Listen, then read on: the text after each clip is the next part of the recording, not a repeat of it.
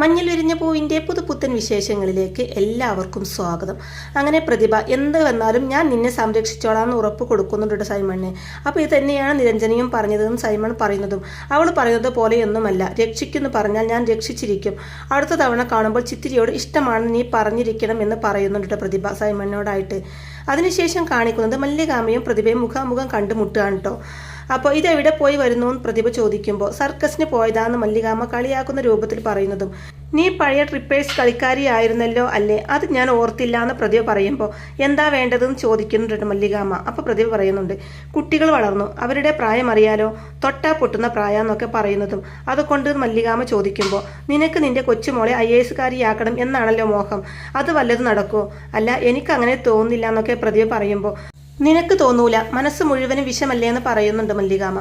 Hey, അതുകൊണ്ടൊന്നുമല്ല, എനിക്കൊരു സംശയം, നമ്മുടെ ഹരിയില്ലേ, അവനും നമ്മുടെ കൊച്ചുമോളും തമ്മിൽ അടുപ്പത്തിലാണോ എന്ന് പ്രതിഭ പറയുന്നതും മല്ലികാമ്മ പറയുന്നുണ്ട്, അനാവശ്യം പറയരുത്, നിനക്ക് എങ്ങനെ ഈ പിള്ളേരെ കുറിച്ച് ഇങ്ങനെ പറയാൻ തോന്നുന്നത് എന്ന് മല്ലികാമ്മ തിരിച്ചു ചോദിക്കുമ്പോൾ പ്രതിഭ പറയുന്നുണ്ട്, മല്ലികെ, നമുക്ക് വയസ്സായി, ഇനി കുട്ടികളുടെ കാലം, അവരെങ്ങനെയൊക്കെ ചിന്തിക്കുന്നു നമുക്ക് ഊഹിക്കാൻ പോലും പറ്റില്ല എന്നൊക്കെ പ്രതിഭ വീണ്ടും പറയുന്നതും, എൻ്റെ കുഞ്ഞിനെ കുറിച്ച് എനിക്ക് നന്നായിട്ടറിയാം, അവൾ ഒരിക്കലും ഇങ്ങനെയുള്ള അബദ്ധങ്ങളൊന്നും കാണിക്കില്ല എന്ന് പറയുന്നുണ്ട് മല്ലികാമ്മ.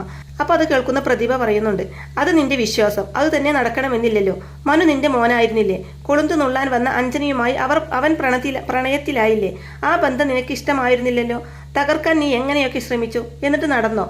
മനു നിന്നെ ഒരിക്കൽ തോൽപ്പിച്ചു, അതുപോലെ ചിത്തിരിയും തോൽപ്പിക്കും. അവൾ IAS ഒന്നും എടുക്കാൻ പോകുന്നില്ല, അവൾ ആ ഹരിയെ കെട്ടും, എന്നിട്ട് ഓട്ടോക്കാരൻ്റെ ഭാര്യയായി ജീവിതകാലം മുഴുവൻ കഴിയുന്നൊക്കെ പ്രതിഭ അങ്ങനെ പറയുമ്പോൾ മതി നിർത്തുന്നൊക്കെ മല്ലികാമ്മ പറയുന്നുണ്ടെങ്കിലും പ്രതിഭ വീണ്ടും പറയുന്നുണ്ട്, നരക ജീവിതമായിരിക്കും അത്, എന്താണാവോ നീ അവളെക്കുറിച്ച് സ്വപ്നം കണ്ടത്, അതിൻ്റെ നേർ വിപരീതമായിരിക്കും ആ ജീവിതം എന്നൊക്കെ പ്രതിഭ അങ്ങനെ പറയുമ്പോൾ മല്ലികാമ്മ പറയുന്നുണ്ട്, ഒരിക്കലുമില്ല, അങ്ങനെ ഒരിക്കലും സംഭവിക്കില്ല, എൻ്റെ മനസ്സിൽ തീ കോരിയിടാൻ വേണ്ടിയാണ് നീ ഇങ്ങനെയൊക്കെ പറയുന്നത്, എനിക്ക് നന്നായിട്ടറിയാം, നിന്റെ ആഗ്രഹം നടക്കാൻ പോകുന്നില്ല, ഞാൻ വളർത്തിയ എൻ്റെ കുഞ്ഞാ ചിത്തു, അവൾ ഞാൻ പറയുന്നതേ അനുസരിക്കൂ, ഞാൻ സ്വപ്നം കണ്ടത് മുഴുവനും അവൾ നടത്തിത്തരും, ചിത്തു IAS എടുക്കണം എന്നുള്ളത് അവൾ കുഞ്ഞായിരുന്നപ്പോൾ തൊട്ടേ ഞാൻ ആഗ്രഹിക്കുന്നതാ, ആ സ്വപ്നം നടക്കും. പിന്നെ ഹരി അവളുടെ കൂട്ടുകാരൻ മാത്രമാണ്, ആ ബന്ധം എവിടെ നിർത്തണം എന്നുള്ളത് അവൾക്ക് ഞാൻ പഠിപ്പിച്ചു കൊടുത്തിട്ടുണ്ട്, അത് അവൾക്ക് നന്നായിട്ടറിയാം, അതുകൊണ്ട് നിനക്ക് നിരാശപ്പെടേണ്ടി വരുന്നൊക്കെ മല്ലിക തക്ക മറുപടി കൊടുത്തതിന് ശേഷം മല്ലിക മുന്നോട്ട് നടക്കുന്നതും പ്രതിഭ പറയുന്നുണ്ട്, എൻ്റെ മനസ്സിൽ തോന്നിയത് ഞാൻ നിന്നോട് പറഞ്ഞെന്നേയുള്ളൂ, ഇനിയെല്ലാം നിന്റെ ഭാഗ്യം പോലെ ഇരിക്കുമെന്ന് പറയുന്നുണ്ട് കേട്ടോ. തുടർന്ന് പെൺകുട്ടികളുടെ മനസ്സെന്ന് പറഞ്ഞാൽ പളുങ്കുപാത്രം പോലെയാ, നിലത്ത് വീണ് പൊട്ടിപ്പോവാൻ അധികം സമയമൊന്നും വേണ്ട എന്നുകൂടി പറയുന്നുണ്ട് പ്രതിഭ മല്ലികാമ്മയോടായിട്ട്. അതിനുശേഷം പ്രതിഭ പറഞ്ഞ വാക്കുകൾ മല്ലികാമ്മയുടെ മനസ്സിനെ തകർത്ത് കളയുകയാണ് കേട്ടോ ചെയ്യുന്നത്. അതിനുശേഷം കാണിക്കുന്നത് ഇതൊക്കെ ആലോചിച്ചുകൊണ്ട് വളരെയധികം ആശങ്കയോടെ ഇരിക്കുന്ന മല്ലികാമ്മയുടെ അടുത്തേക്ക് ജ്യൂസുമായിട്ട് വരികയാണ് ശ്രീജ. എന്നിട്ട് ചോദിക്കുന്നുണ്ട്, ചേച്ചി ഇത് തന്നെയാണ് ആലോചിക്കണമെന്ന് ചോദിക്കുമ്പോൾ ആലോചിക്കാതിരിക്കാൻ പറ്റുമോ, എന്നെ തകർത്ത് കളയുന്ന വാചകങ്ങളാണ് അവൾ പറഞ്ഞത്, ഞാൻ അതെങ്ങനെ സഹിക്കും എന്നൊക്കെ മല്ലികാമ്മ അങ്ങനെ പറയുമ്പോൾ പ്രതിഭയുടെ സ്വഭാവം അറിയാലോ, മറ്റൊന്നും ഫലിക്കാതെ വന്നപ്പോൾ പുതിയ തന്ത്രം കൊണ്ട് ഇറങ്ങിയിരിക്കുക പ്രതിഭ. ആ കെണിയിൽ ചേച്ചി വീഴരുത് എന്നൊക്കെ ശ്രീജ അങ്ങനെ പറയുമ്പോൾ കുട്ടികൾ തമ്മിൽ അങ്ങനെ ഒരു അടുപ്പം ഉണ്ടാവുമോ എന്നൊക്കെ മല്ലികാമ്മ വീണ്ടും സംശയത്തോടു കൂടി പറയുമ്പോൾ ഒരിക്കലുമില്ല, ചേച്ചി വളർത്തിയ കുട്ടിയല്ലേ ചിത്തിരക്ക് നല്ല പക്വതയുണ്ട്, മറ്റു കുട്ടികളെ പോലെയൊന്നുമല്ല എന്നൊക്കെ പറയുന്നുണ്ട് കേട്ടോ ശ്രീജ മല്ലികാമ്മയോടായിട്ട്. അപ്പോൾ മല്ലികാമ്മ പറയുന്നുണ്ട്, അവൾ എന്തിനായിരിക്കും ഇപ്പം ഇങ്ങനെ പറഞ്ഞത്, ഇത്രയും കാലം അവൾ ഇങ്ങനെ പറഞ്ഞില്ലല്ലോ എന്ന് പറയുമ്പോൾ അവർക്ക് ഭ്രാന്താണെന്ന് പറയുന്നുണ്ട് ശ്രീജ. ചിത്തിരക്ക് പല മത്സര പരീക്ഷകളിലും 1ാം സ്ഥാനം കിട്ടിയല്ലോ, അത് അവർക്ക് സഹിക്കാൻ പറ്റിയിട്ടുണ്ടാവില്ല, അപ്പോൾ മാനസികമായിട്ട് തകർക്കണം.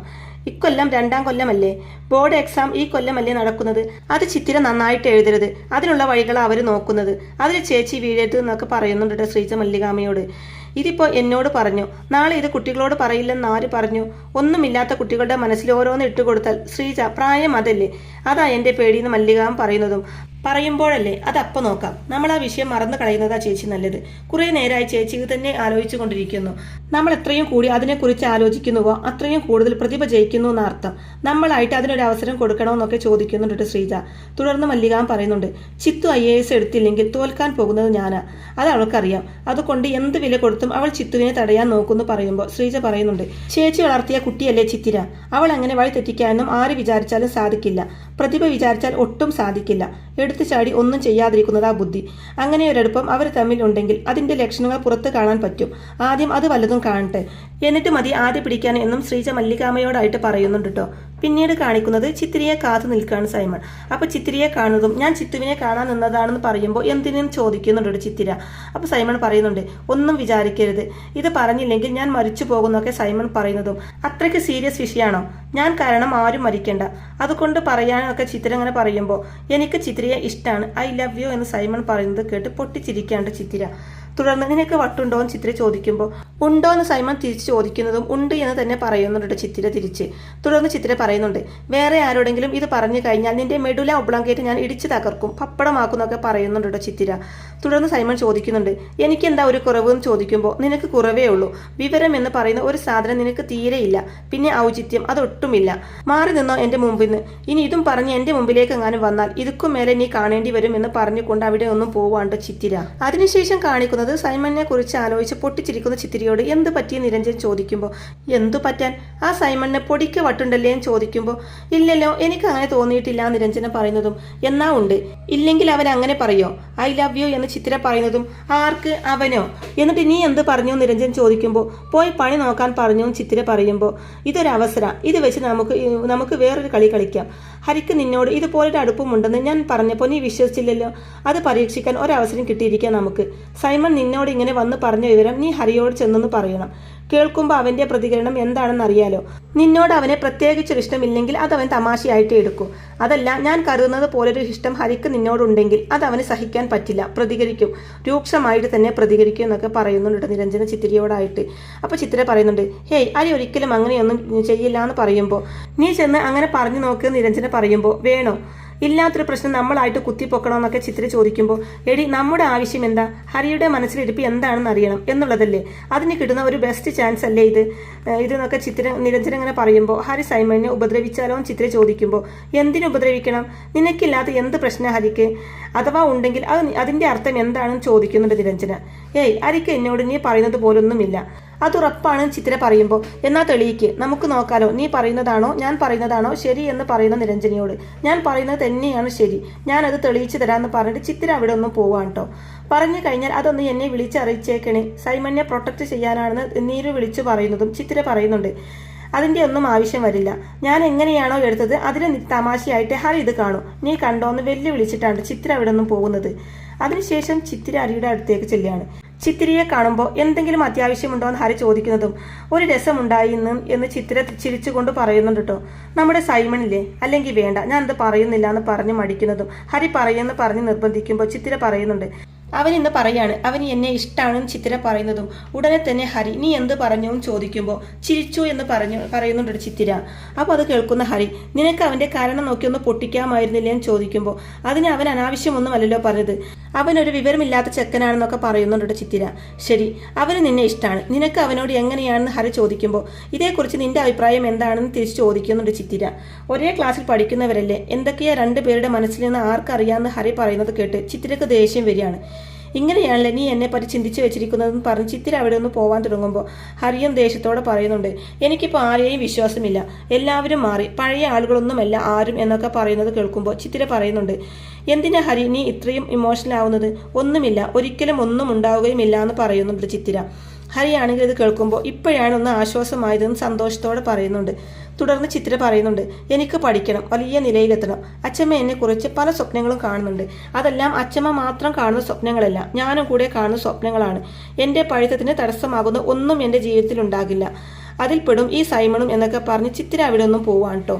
അതിനുശേഷം ഹരി സൈമണിനെ പിടിച്ച് തല്ലാനൊരുങ്ങുന്നതും എന്നെ തല്ലല്ലേ, ചിത്തിരിയോട് എനിക്കൊന്നുമില്ല, ഞാൻ അവളോട് ഇഷ്ടമാണെന്ന് പറഞ്ഞത് നിരഞ്ജന പറഞ്ഞിട്ടാണ് സൈമൺ പറയുന്നത് കേട്ട് ഹരി ആകെ അന്തം വിടുകയാണ്. ഇതേ സമയം നിരഞ്ജന അവിടെ എത്തി. അതെ, ഞാൻ പറഞ്ഞിട്ടാണ് സൈമൺ ചിത്തിരിയോട് അങ്ങനെ പറഞ്ഞത്, ഹരിയോട് തുറന്ന് പറയാൻ കേട്ടോ. അപ്പോൾ ഇത് കേൾക്കുന്ന ഹരി എന്തിനാണെന്ന് ചോദിക്കുമ്പോൾ നിന്നെ ടെസ്റ്റ് ചെയ്യാനാണെന്ന് പറയുന്നുണ്ട് നിരഞ്ജന. ശേഷം സൈമണിനെ അവിടെ ഒന്നും പറഞ്ഞു വിടുകയാണ് നിരഞ്ജന. തുടർന്ന് ഹരിയോടായിട്ട് ഞാൻ എന്തിനാ നിന്നെ ടെസ്റ്റ് ചെയ്തതും ചോദിച്ചില്ലല്ലോ, അറിയണമെന്ന് ആഗ്രഹമില്ലെന്ന് ചോദിക്കുമ്പോൾ എന്ന് ഹരി അതിന് മറുപടി കൊടുക്കുമ്പോൾ നിന്റെ മനസ്സിൽ ചിത്തിരിയോട് ഒരു പ്രത്യേക തരം ഇഷ്ടമുണ്ടെന്ന് എനിക്കൊരു സംശയം, അങ്ങനെ ഉണ്ടോ എന്നറിയാൻ വേണ്ടി ഞാൻ കളിച്ചൊരു നാടകമാണെന്ന് പറയുമ്പോൾ എനിക്ക് ചിത്തിരിയോട് അങ്ങനെയൊന്നുമില്ല എന്ന് ഹരി തുറന്ന് പറയുന്നുണ്ടെങ്കിലും നിരഞ്ജനക്ക് അത് വിശ്വാസം വരുന്നില്ല. തുടർന്ന് നിരഞ്ജന വീണ്ടും ചോദിക്കുന്നുണ്ട്, പിന്നെ എന്തിനാ സൈമൺ ചിത്തിരിയെ ഇഷ്ടപ്പെടുന്നു എന്നറിഞ്ഞപ്പോൾ സൈമണിനെ തല്ലാൻ ഒരുങ്ങിയതെന്ന് ചോദിക്കുമ്പോൾ ഹരിക്കാണെങ്കിൽ അതിനൊരു മറുപടി പറയാൻ സാധിക്കാത്തത് കൊണ്ട് മറുപടി പറയാൻ പ്രയാസമുണ്ടാകുമെന്ന് എനിക്കറിയാം. ചിത്തിരിയെ നിനക്ക് മാത്രമായിട്ട് നീ ആഗ്രഹിക്കുന്നില്ലേ? അത് ശരിയല്ലേ? വെക്കേഷൻ ക്ലാസ്സിൽ സൈക്കോളജി പഠിച്ചവളാണ് ഞാൻ. ഈ പ്രായത്തിലുള്ള കുട്ടികൾ എങ്ങനെയൊക്കെ ചിന്തിക്കുമെന്ന് എനിക്കറിയാം. എന്റെ സംശയം ഞാൻ കൺഫേം ചെയ്തു. എന്നോടും മറ്റു പെൺകുട്ടികളോടും തോന്നുന്ന ഒരടുപ്പമല്ല നിനക്ക് ചിത്തിരിയോട്. ആ ട്വിസ്റ്റിൽ നീ തോറ്റു, ഞാൻ ജയിച്ചു എന്നൊക്കെ പറഞ്ഞതിന് ശേഷം നിരഞ്ജന പോവാണ് കേട്ടോ. ഹരിയാണെങ്കിൽ ആകെ ചമ്മി നിൽക്കുകയും ചെയ്യുന്നുണ്ട്. അതിനുശേഷം ബ്രേക്ക്ഫാസ്റ്റ് കഴിക്കാനിരിക്കുകയാണ് മല്ലികാമയും നിരഞ്ജനിയും. ചിത്തിര കഴിക്കാനായിട്ട് എത്തുമ്പോൾ ചിത്തിരിയുടെ മുഖം വാടിയിരിക്കുന്നത് കാണുന്ന മല്ലികാമ ചിത്തിരി എന്താ മിണ്ടാതിരിക്കുന്നത് നിരഞ്ജനയോടായിട്ട് സ്വകാര്യത്തോടു കൂടി ചോദിക്കുമ്പോൾ അറിയില്ലെന്ന് നിരഞ്ജന പറയുമ്പോൾ അവളെ ടീച്ചർ വഴക്ക് വല്ലതും പറഞ്ഞോ, അതോ പഠിത്തത്തിന്റെ ടെൻഷനാണോ എന്നൊക്കെ ചോദിക്കുമ്പോൾ പഠിത്തത്തിന്റെ ടെൻഷൻ ആവാനാണ് സാധ്യത എന്ന് നിരഞ്ജന പറയുമ്പോൾ അത് എനിക്കും തോന്നി, അല്ലെങ്കിൽ അവൾ ഇങ്ങനെയല്ലല്ലോ എന്ന് പറയുന്നുണ്ട് മല്ലികാമ.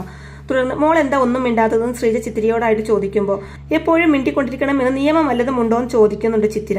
തുടർന്ന് ആൾ നല്ല ദേഷ്യത്തിലാണല്ലോ എന്ന് ശ്രീജ പറയുന്നത് കേട്ട് ചിത്തിര അവിടെ ഒന്ന് എണീറ്റ് കൈ കഴുകി പോവാൻ നോക്കുകയാണ് കേട്ടോ.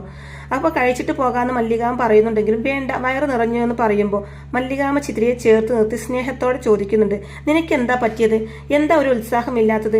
എന്തെങ്കിലും പ്രശ്നമുണ്ടെങ്കിൽ എന്നോട് പറയണം എന്നൊക്കെ പറയുമ്പോൾ ഒന്നുമില്ല അച്ഛമ്മയെന്ന് ചിത്തിര തിരിച്ചു പറയുന്നത് കേട്ട് നിനക്ക് ഒരുപാട് പഠിക്കാനുണ്ടോ എന്ന് മല്ലികാമ വീണ്ടും ചോദിക്കുമ്പോൾ ഉണ്ട് എന്ന് മൂളുകണ്ട് ചിത്തിര.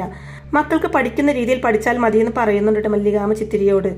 അവളെ വെറുതെ വിട്ടേക്കച്ചമ്മേ, എന്തിനാ വെറുതെ ശല്യം ചെയ്യുന്നതെന്ന് നിരഞ്ജന പറയുമ്പോൾ നീ പോടി, എന്റെ കുഞ്ഞിന്റെ മുഖം വാടിയാൽ അതിന്റെ കാരണം എന്താണെന്ന് എനിക്ക് അറിയണ്ടേന്ന് മല്ലികാമ പറയുമ്പോൾ അവൾക്കൊരു പ്രശ്നവുമില്ല നിരഞ്ജന പറയുന്നതും ഇല്ലെങ്കിൽ കുഴപ്പമൊന്നുമില്ലാന്നും പറയുന്നുണ്ട്. തുടർന്ന് ചിത്തിരിയോടായിട്ട് സ്നേഹത്തോടെ മക്കൾക്ക് ജ്യൂസോ പാലോ അങ്ങനെ എന്തെങ്കിലും വേണമെന്നൊക്കെ മല്ലികാമ തിരക്കുന്നുണ്ടെങ്കിലും ഒന്നും വേണ്ടെന്ന് പറയുന്നുണ്ട് ചിത്തിര. പിന്നെന്താ വേണ്ടതെന്ന് ചോദിക്കുമ്പോൾ ഒന്നും വേണ്ടാന്ന് പറഞ്ഞ് അവിടെ ഒന്നും പോവാണ്ട് ചെയ്യുന്നത്. അപ്പോൾ അത് കണ്ട് മല്ലികാമ വിഷമത്തോടെ നിൽക്കുന്ന മല്ലികാമയെയും കാണിച്ചിട്ടാണ് കേട്ടോ ഇന്നത്തെ ഈ എപ്പിസോഡ് അവസാനിക്കുന്നത്. അങ്ങനെ മഞ്ഞിൽ വിരിഞ്ഞ പൂവിൻ്റെ വളരെ ത്രില്ലിംഗ് ആയിട്ടുള്ള നല്ല അടിപൊളി എപ്പിസോഡുകളൊക്കെ ആയിരിക്കും കേട്ടോ ഇനി വരാനിരിക്കുന്നത്.